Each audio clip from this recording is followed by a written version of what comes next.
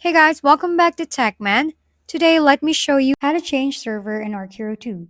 To change servers in Archero 2, simply head to your settings by tapping the triple bar icon on the top corner of your screen. Inside, you'll see the select server option located just above the language settings. Tap on it, and you'll be shown your recent logins as well as any accounts you've used across different servers.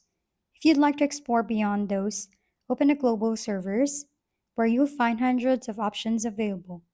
Keep in mind that progress is tied to each server, so you'll be starting fresh unless you've already created a character there. Once you've decided, select the server you want, confirm your choice, and you'll be switched right away. And that's how you can change servers quickly and easily in Archero 2. If we've been helpful, kindly give us a thumbs up and don't forget to hit the subscribe and bell button for more contents. For any questions and suggestions, comment down below.